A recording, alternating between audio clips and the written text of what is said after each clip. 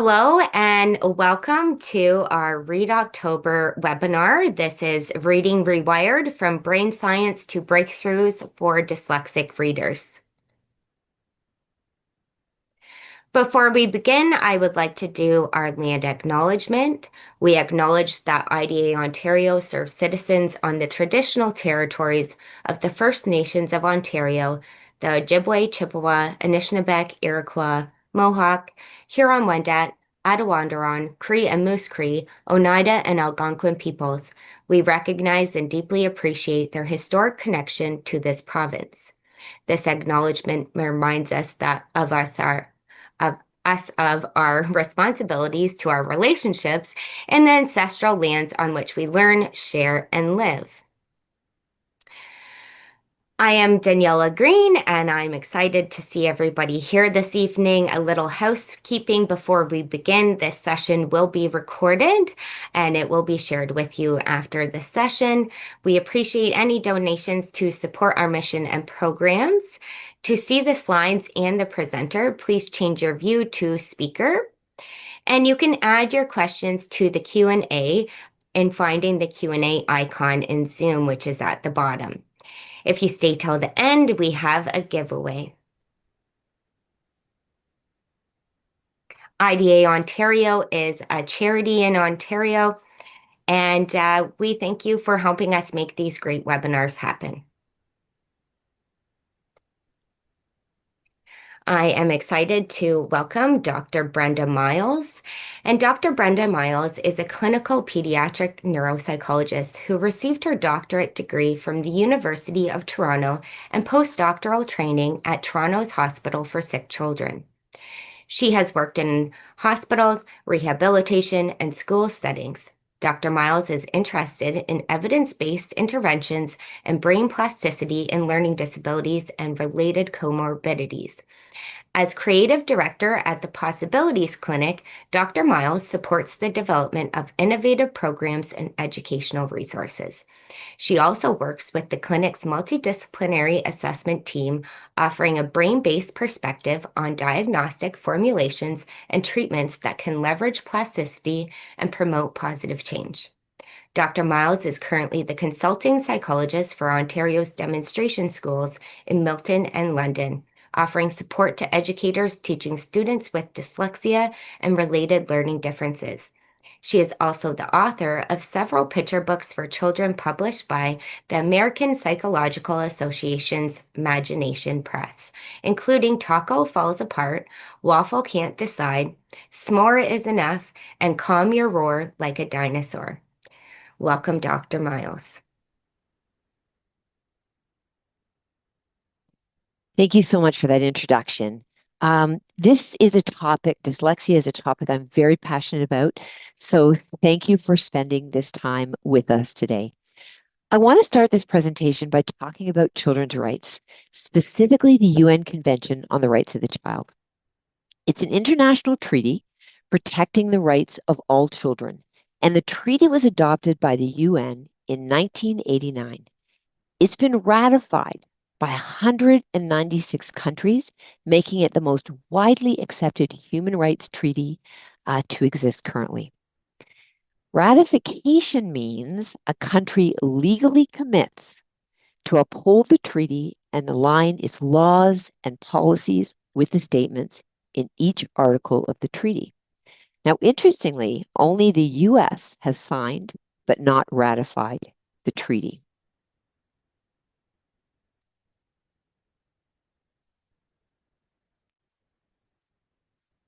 There are 54 articles in the UN Child, and I want to draw your attention to Article 28, stating that all children have the right to an education.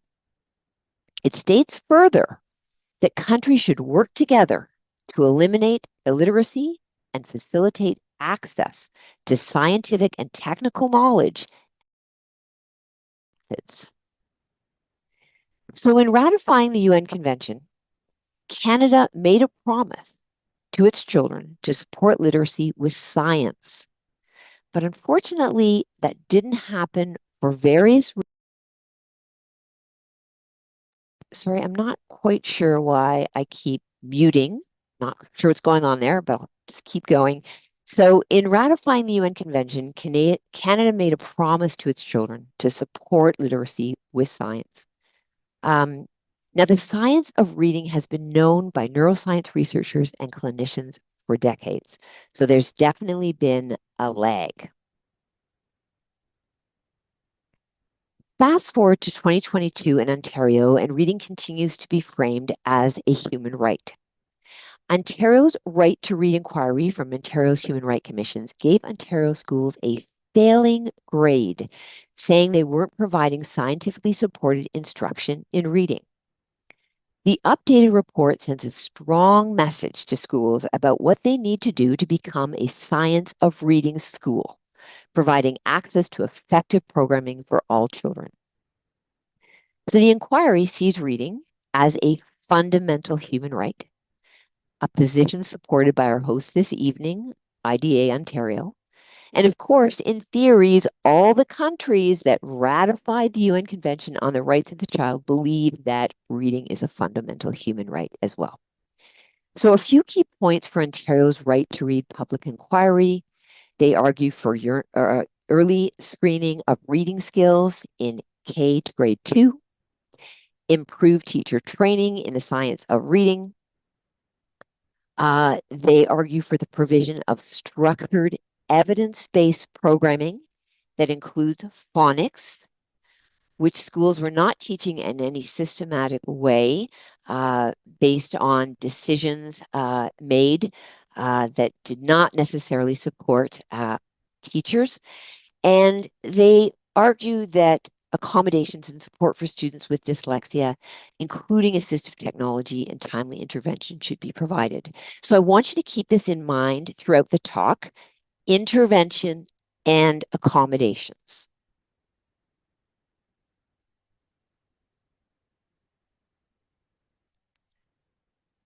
The right to read inquiry brought the science of reading into the public domain, without question. But I think this US podcast had an even bigger effect. And I encourage you to check out Sold a Story, a podcast from journalist Emily Hanford. Sold a Story covers what has long been known as the reading wars.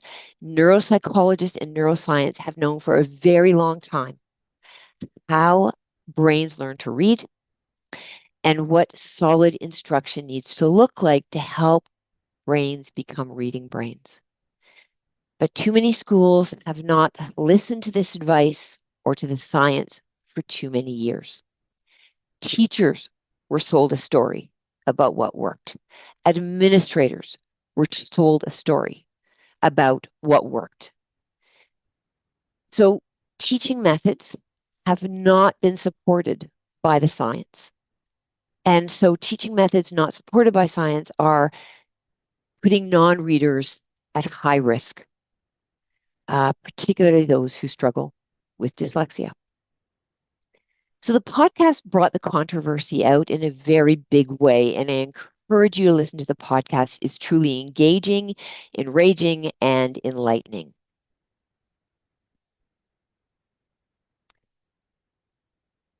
So if we think about children's rights and what we need to do to help children with dyslexia become readers, we really need to understand dyslexia. What is it? So here's a quotation from Jack Fletcher, and Dr. Fletcher is a neuropsychologist who has devoted his professional life to the science of reading. And if you go to the highly informative American site called Reading Rockets and listen to any interview with Jack Fletcher, you'll know that the science is going to be top-notch, informed, and evidence-based. His definition of dyslexia is widely accepted in the scientific literature, and it's the one I'm going to use today. So dyslexia occurs primarily at the level of single words. Dyslexia compromises the ability to sound out and spell single words in isolation without any context, accurately and automatically. So kids with dyslexia can sound really robotic when they're reading, particularly after grade 2 or 3, when reading is supposed to be automatic and fluent. So kids with dyslexia will take a lot of guesses at the words based on the surface structure of the word. So winter might be writer, for example. And when you're speaking with families or parents who are really worried about their children's reading, you probably hear them say something like this. I ask my child to really try and sound out the word. But what happens is maybe they sound out the first or second letter, but then they just quickly guess at the rest. And I'm going to talk to you about why that is the case based on the brain very shortly.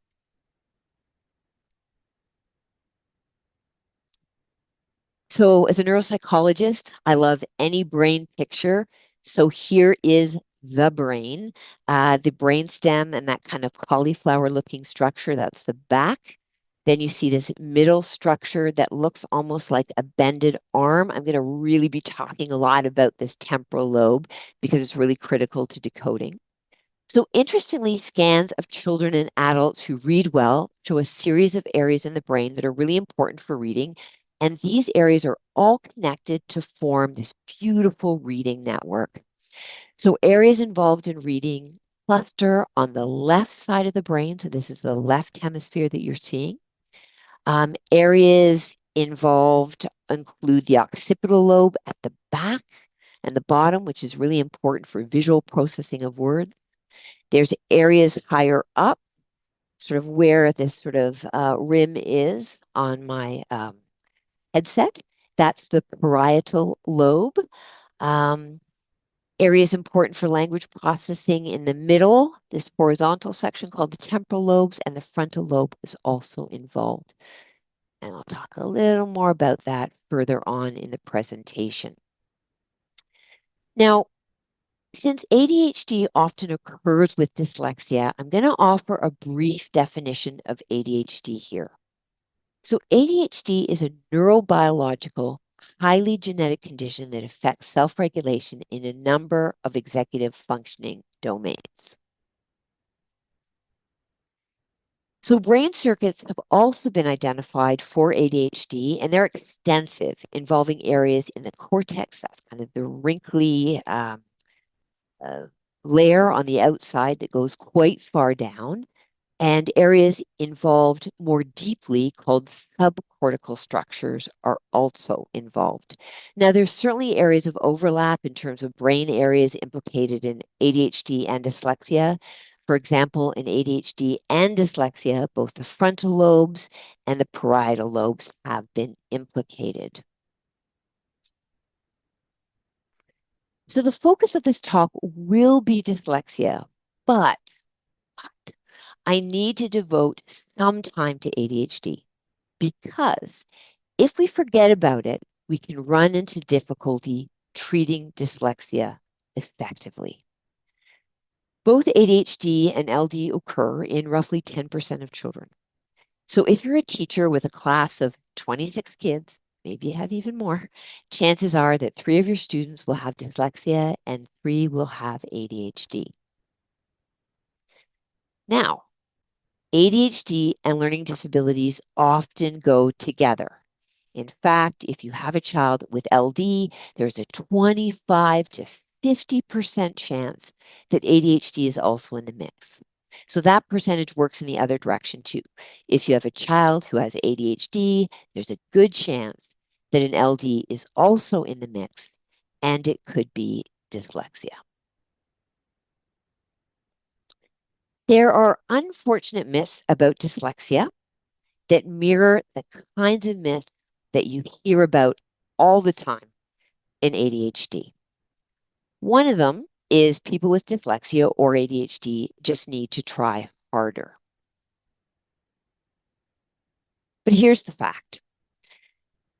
Dyslexia and ADHD are both neurobiological conditions. Dyslexia affects the ability to sound out words. ADHD affects the ability to focus and self-regulate, even, even if you're trying hard.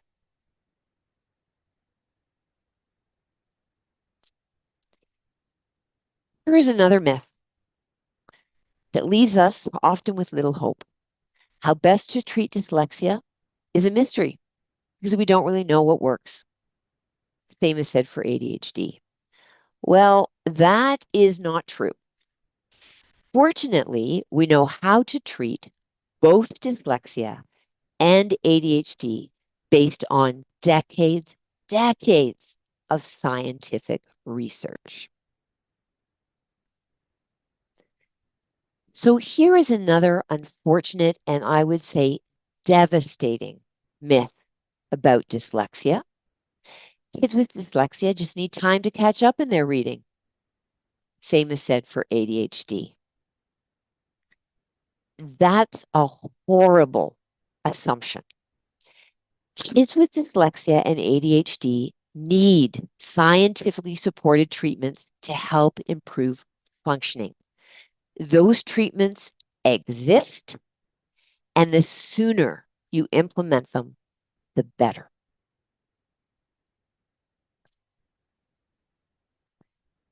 Dyslexia is definitely a reading issue, but it's also a mental health issue.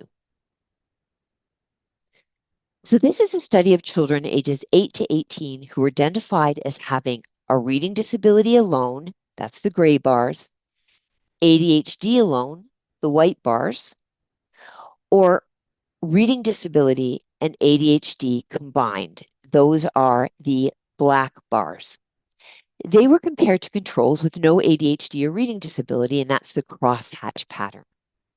So they assessed those kids 5 years out. So now those kids who started out as 8 to 18 were now adolescents or young adults. What did they find? 5 years out, children with a reading disability exhibited higher rates of academic difficulties, depression, and adolescent onset conduct disorder. And those with reading disability and ADHD together showed even greater impairment than groups with either disorder alone on academic functioning and social emotional abilities. So bottom line, if you have a reading disability alone, ADHD alone, or together, that puts a child at higher risk for academic difficulties and mental health difficulties in adolescence and adulthood if those conditions remain untreated.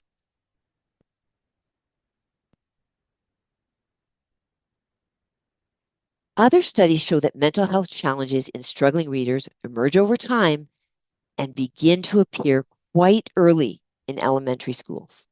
So some studies have found no distinguishable differences in symptoms of depression or anxiety in grade 3 students with reading challenges. But symptoms of depression and anxiety are more likely to be seen in grade 5 students who struggle to read. And these mental health challenges will persist into adolescence and adulthood as reading challenges continue, as we saw in the previous slide. So what is going on here? There's a big shift in reading that happens around grade 2 or 3. Early on in school, the focus is on learning to read. But after grade 2 or 3, that expectation changes radically. You are now expected to know how to read. So now you are reading to learn. Need to learn something about science? Read it. Need to learn something about current events? Read it. You can imagine the huge burden this places on struggling readers after grade 3 if they are expected to access the curriculum without any supports like assistive technology. Gaps are going to grow, frustrations are going to grow, mental health challenges are going to grow. When we think about growing gaps for struggling readers, it's important to discuss the Matthew effect. And the Matthew effect is a term coined by reading researcher Keith Stanovich, and it comes from the Bible parable, the rich get richer, the poor get poorer. So here you have successful readers. This is words read per minute from grades 1 to 3. Successful readers are the green line, struggling readers are the red line. So what's interesting about this graph is that strong and struggling readers look fairly indistinguishable in grade 1. when you examine the words they read accurately per minute. But fairly quickly, into grade 2 or 3, an enormous gap emerges. The rich, meaning the good readers who can sound out any word well, read more and more and more. So they see more and more and more words on a page, and soon they can recognize these words automatically. Cat, car, family, winter. They don't need to take time to read it, but they also have this elegant decoder in their brain. When they're faced with unfamiliar words, they can read those quickly too. So their sight word vocabulary grows exponentially over time, and it keeps growing. But when you look at the speed and accuracy for struggling readers, their skills sort of flatten. They read less, they encounter fewer words, and as passages get more complicated over time, they're hit with longer multisyllabic words that they can't sound out.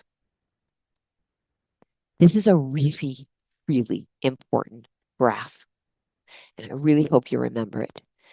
Based on the science of reading, it makes absolutely no sense to say, let's wait until grade 3 or 4 or 5 to assess reading to see how this plays out. Because I know, we know how this is going to play out. The gaps are going to grow, and the risk of mental health challenges will grow too. So the key is identify problems early and treat them with evidence-based intervention.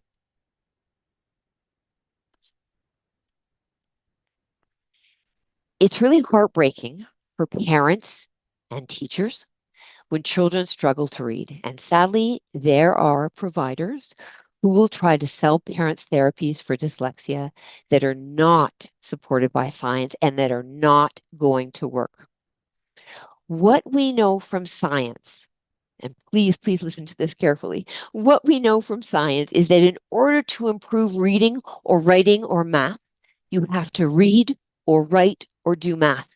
There are no shortcuts. No shortcuts. Readers with dyslexia do not sound out words significantly better with rose-colored glasses or rose overlays. Vision therapy is not supported to change the brains of dyslexic readers.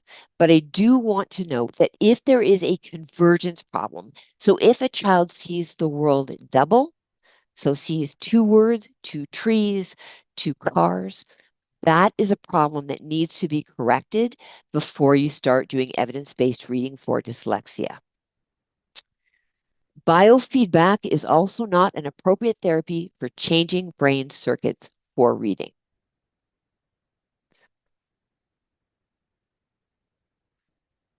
Some people say, well, what's the harm in just trying these other things? There's harm. There's harm on multiple fronts. Trying unproven therapies are costly in many ways. They are expensive, so money is being lost. Time is also being lost. Early intervention is much more effective than later intervention. Although the brain has this wonderful ability to change itself in response to environmental input, we call that power neuroplasticity, the brain isn't going to change in meaningful or sustainable ways with interventions that do not work.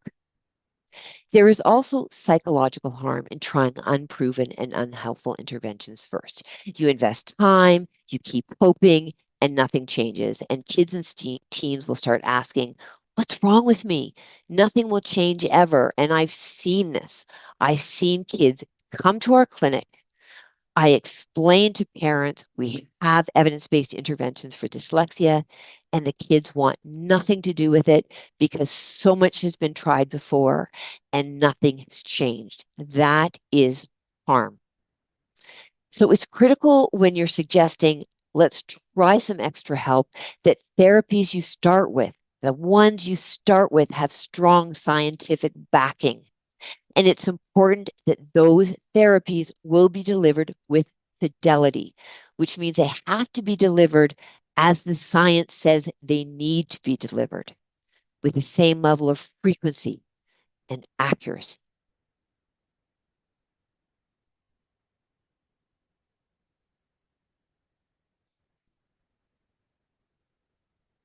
Reading is a remarkable feat, and readers are made, not born.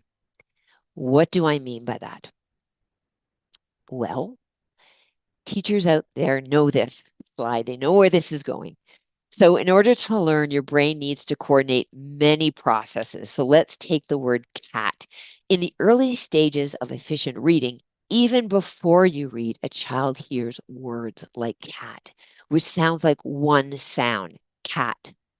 But with appropriate exposure and experience, the brain begins to recognize that this seemingly singular burst, cat, actually is made of smaller sounds. T. And that is phonemic awareness. Words are made of smaller sounds that can be separated. And children who struggle with phonemic awareness, even before reading stages, will struggle to learn to read. So it's really a foundational skill that's very important in young children. Now, if we want to learn how to read or spell the word cat, we must go one step further. We have to tack each separate sound, cat, and tack that sound onto a separate symbol called a letter. So this squiggle that's a C makes the K sound, for example, and so on. So when kids are learning to read, they're learning to tack each sound onto each letter and then blend them quickly as they increase their speed and accuracy. Now, eventually, words you sound out over and over again become stored in your brain as sight words. You just recognize them automatically. But when you have an elegant decoder in your brain, a sounding outer in your brain, it's ready for unfamiliar words that your brain is going to see as you continue in grades. When we look at the reading network of brains in efficient readers, you see a whole bunch of brain centers that are actually connected.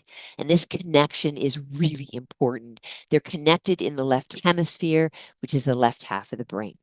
There is a ventral stream at the bottom that helps with visual processing. That's the green. And there's a dorsal stream, that's the red line connecting centers at the top and side that supports breaking down letters and sounds and building them up again and understanding their meaning. So that's beautiful, but guess what? No human brain is born with these connections that make up the reading network, not one single human brain. Evolution has equipped our brains to develop and communicate with verbal language. But reading is a human invention that's only about 5,000 years old. And from an evolutionary perspective, that's a relatively new thing. So our brains learn to read by changing through experience, by what they hear and learn in a classroom and at home. Reading instruction and experience that teaches the alphabetic principle, which means explicitly teaching how sounds correspond to letters, helps to reorganize the brain and connect these centers through neuroplasticity, forming connections that allow humans to access print and make meaning out of that print. So what we know is that individuals at risk for reading challenges and those diagnosed with dyslexia show brain differences in activation, circuitry, and structure compared to typical readers. So, how early do differences appear in brains that are struggling to read, and what are the differences? Well, you can see those differences pretty early. So here's a study of children who had just finished kindergarten, and they were divided into two groups. They were asked to do some pre-reading tasks. They're not even reading here.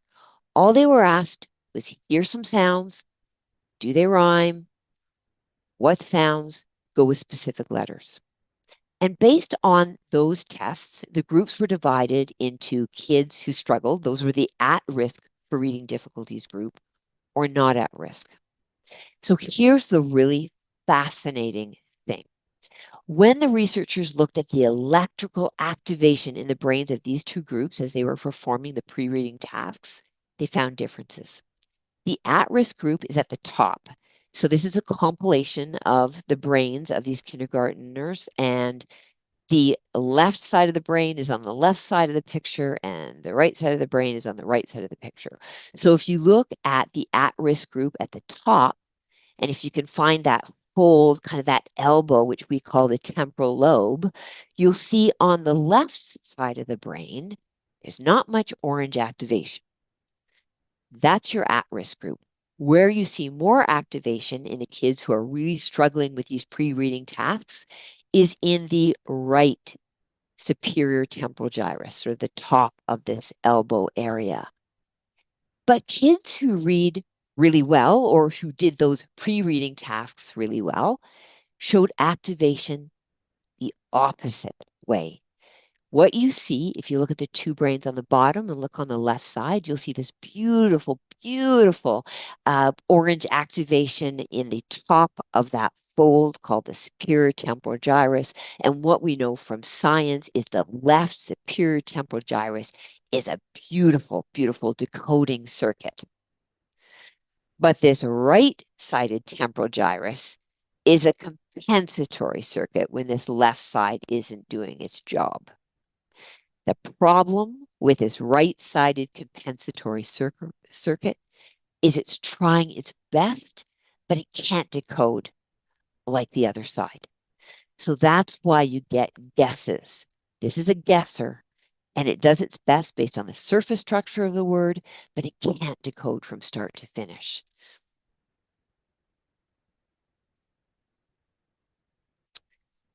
So what if ADHD is in the mix? Can treating ADHD help the brain isolate sounds and tack sounds onto letters more effectively or accurately? So here is a large review study that asks those very questions. Now, I'm going to jump directly to the conclusion because this is really not an ADHD talk, but here's what I can tell you. When ADHD is in the mix, ADHD medication supports aspects of the reading network. Focus is really important. The neurochemistry associated with focus is also important for helping brains tack sounds onto letters, for example. We certainly see medications supporting the work we do around reading intervention.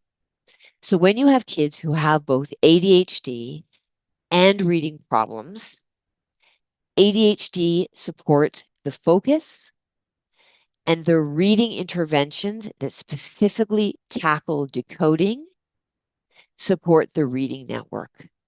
And together, they work to enhance the outcomes we get. So medications aren't enough, but they are important. The sounding out words, a skill called decoding, must be taught explicitly. But what kinds of instructions do individuals with dyslexia need? When we think about academic interventions, it helps to think in terms of levels. So Tier 1 intervention on the pyramid refers to whole class instruction. So roughly 75 to 90% of children will learn to read effectively and with age level skill with solid instruction that includes decoding, fluency, and comprehension. Tier 2 intervention is that kind of extra instruction that some children who are struggling to read need. So this could be a small group instruction in a resource room, and approximately 10 to 25% of these kids in the classroom will benefit from this approach. Tier 3 intervention, sort of the tip at the top there, will be required by approximately 2 to 10% of students. So students who have significant difficulty with reading will need Tier 3 intervention. This would include children with dyslexia. Here's the problem though. Most schools, it's getting better, but most schools do not offer scientifically supported and proven Tier 3 intervention. So students languish in Tier 2 level programs that are unproven, that go against the science of reading, that aren't intensive and focused enough to make a difference.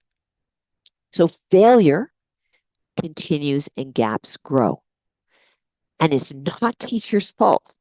If you're given programs that are tier 2 and you can't budge a reading circuit for dyslexia, it's not you, it's the program.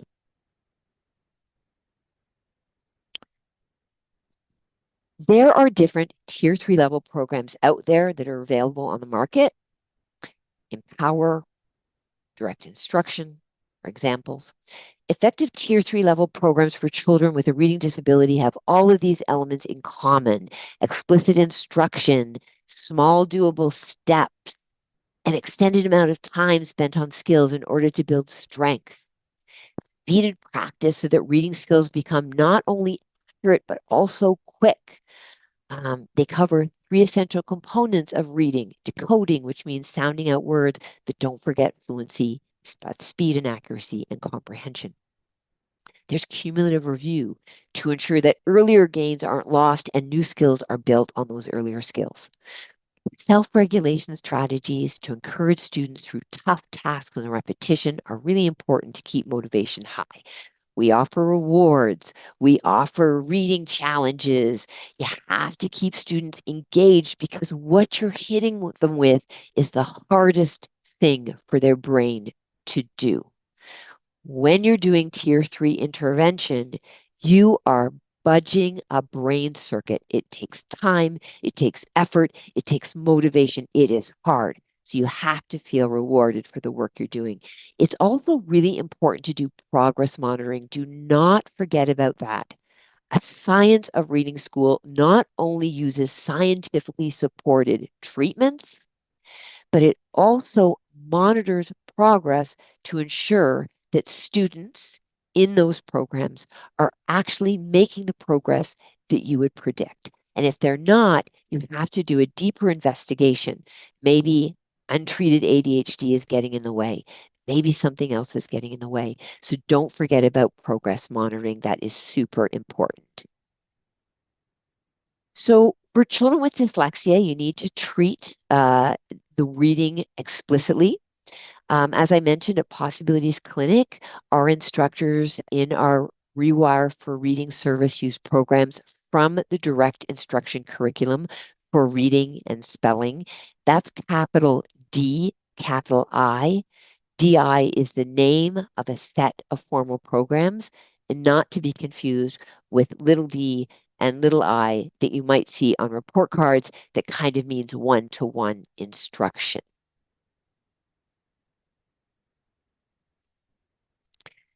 So DI programs have all the elements that solid evidence-based tier 3 programs should have. Um, there are placement tests. They're available online, and students begin lessons at a point where steps are small and doable with the right amount of challenge for progress. And learning of new skills is possible when earlier skills are mastered. And as I mentioned, instruction is principled and explicit. So here's an example from direct instruction. This would be a child at the earliest stages of decoding instruction. That child would see a word on the page with dots and an arrow. And the instructor points to a letter, holds her finger under the letter on a dot, says the sound. The child imitates and holds the sound for 1 second. Then the instructor points to the second letter, models the sound, and the child imitates the sound again for 1 second. The same happens for the third letter. Then there's a quick recounting of all the sounds in the word as the instructor points to each letter singly. Then the teacher says, now say it fast, moving her finger quickly across the arrow as the student blends all the sounds together to say the word can. We feel really confident in our use of direct instruction programs to support students with dyslexia at the clinic. And when I was a psychologist in the school board for 10 years, we also used direct instruction in the school setting, both in the schools and in the clinic. I've seen statistically significant improvements in decoding abilities with DI programs in students. DI programs extend across all aspects of academics, so reading as well as spelling, writing, and math. DI programs originally emerged in the 1960s in the US, and they've evolved through a number of updates. And this recent review article looks at the effectiveness of direct instruction programming over a series of scientific studies. And it found excellent support for the effectiveness of DI programs in a number of areas. Over 50 years and in 338 studies where direct instruction programs were used, positive improvements were found in all academic outcomes measures. Improvements were largest for students who began DI programs in kindergarten and who stayed in DI programs for longer. So again, we see strong support not only for explicit and comprehensive, scientifically backed programs like direct instruction, but we also see that early intervention is critical.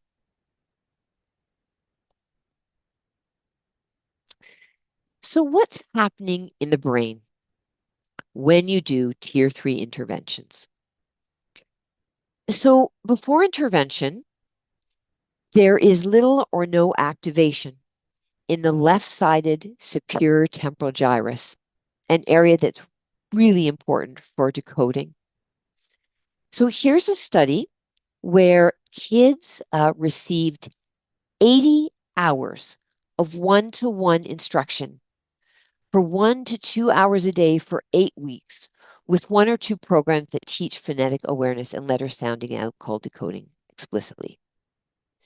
So before, you see at the top, you see on the left side of this elbow part, you see very little activation in the left decoding center and way more activation in the right, the guessing center. But after 80 hours of instruction, when children were tested post-intervention, sounding out skills improved dramatically. So the kids before intervention were around the 5th percentile for reading skills, which is very, very low and well off grade level. But after 80 hours of instruction, let that sink in, 80 hours of instruction, their brain circuit changed. And what you see is this remarkable difference in the lower brains, where suddenly you see in the left superior temporal gyrus this big kind of yellow activation and much smaller activation in the right. So that guesser is no longer on the bullhorn telling students it's winter when it's really writer. Okay. This is also an interesting slide. A little disheartening, but eye-opening. So this is 60 students with severe reading disability were put in one of 2 instructional programs. Now, the ADD here does not mean attention deficit disorder. ADD is a type of reading intervention program called auditory discrimination in-depth intervention. And the other program is embedded phonics. So these are basically 2 programs that are supporting kids with reading differences. What you'll see is that the kids stayed in spec ed, business as usual, for 16 months. And when you look at their reading abilities, it's flatlined.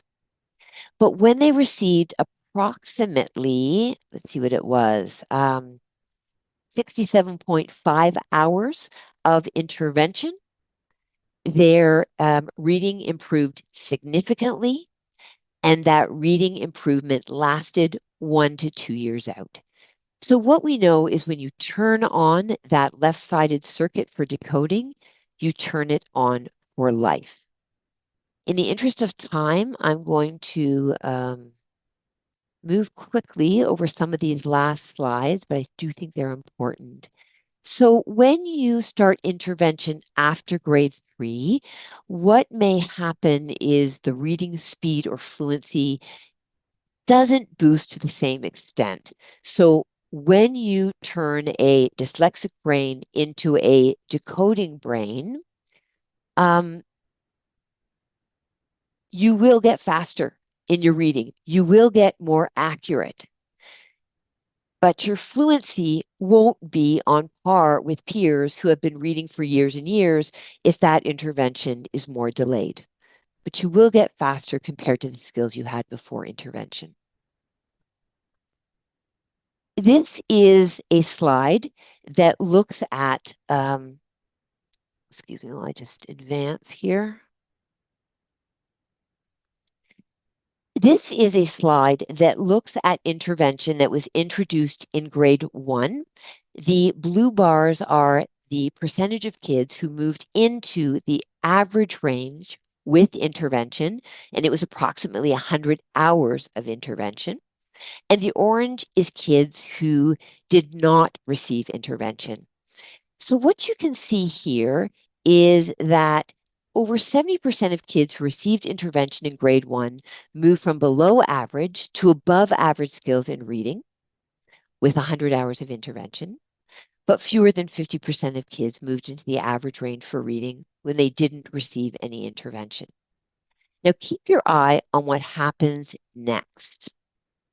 This is what happens when the intervention was introduced in grade 2. And this is a percentage of kids who normalized with intervention in grade 3. So when intervention was started in grade 1, over 70% of children benefited from the intervention and moved into the average range. When intervention was started in grade 2, only 50% improved decoding with 100 hours of instruction. And when intervention was started in grade 3, only 20% of the kids improved with 100 hours of instruction. And struggling readers who got nothing sort of fell off the map. They didn't make significant gains. So the later you wait, the longer you wait, the more intervention you're going to have to throw at a problem in order to solve it.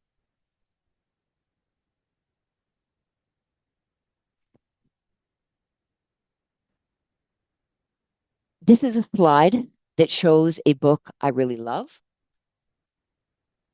Thinking Differently, an inspiring guide for parents of children with learning disabilities, written by David Flink, who has ADHD and severe dyslexia. And although he doesn't talk about evidence-based interventions to change dyslexia, he talks about how accommodations saved him, allowing him to graduate from university. I am often asked about accommodations. If my child is getting interventions, do they need accommodations? Or should I just do accommodations or interventions?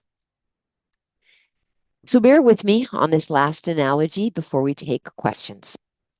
Pitting intervention and accommodations in an either-or fight makes me think of the blockbuster show on Netflix, which I watched, called The Summer I Turned Pretty, based on the young adult novels by Jenny Han. So this is Isabel, and she is torn between two brothers. I promise not to give any spoilers, but her choice is certainly all over social media. So this is Conrad Fisher. He's intense, often inaccessible, and he boosts her heart rate. The next is Jeremiah. Jeremiah Fisher is consistently helpful, more accessible, and always, always accommodating. And this is Benito, her boyfriend in Paris towards the end of the episodes. He represents lowered expectations. Belly is trying to figure out things far from the brothers in the American beach house. Benito works for now, but he's not tied to any long-term plan. So let's now move into the summer I turned pretty great at reading. Conrad is like evidence-based interventions, intense and they boost skills, but they're often inaccessible. Jeremiah is like our accommodations, helpful, more accessible, and accommodations can help work around challenges. Benito is like modifications. There are lower expectations, like when you give a child in grade 5, grade 2 work. Dropping grade level work, might make things more manageable for now, but this plan is short-sighted and lacks a long-term plan. Okay. As a neuropsychologist, my first love will always be boosting skills whenever you can and wherever you can with evidence-based interventions that fundamentally rewire the brain and produce predictable and better outcomes. But you must remain friends with accommodations. As you are boosting your reading skills and changing brain circuits, which may be 4 grades behind, we want to keep up with classmates when you have to read 8 chapters for a science exam, for example. So you use assistive technology to help your brain access the difficult work you are given so that you're not chronically disadvantaged compared to your well-reading peers. If you started an intervention later, your reading speed will likely be slower than your peers. So even if your brain now sounds out words well, listening to books with text-to-speech software can help you cover as many chapters as you need for that science test. I am not a big fan of modifications. I do not advise modifications for LD students diagnosed with average or above average IQ and learning disabilities like dyslexia. I prefer accommodations to be in place so grade level work can be accessed. And of course, it would be absolutely dreamy if scientifically supported interventions were also in the mix to boost core skills like reading. So bottom line, to address dyslexia, use multiple approaches. Treat dyslexia and comorbidities like ADHD with scientifically backed strategies that boost skills. Continue accommodations like assistive technology to work around challenges, to support speed and accuracy, and monitor progress to ensure multiple processes are working well together to support academic success and mental health. So I know there's more in store for you now from our hosts, including a giveaway and Q&A session. This is where you can contact me at the Possibilities Clinic. I really thank you very much for listening to me this evening. Thank you.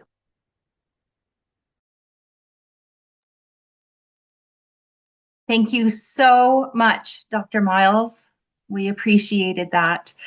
Thank you especially for the reminder that readers are made, not born, and how we need to help everyone to access literacy.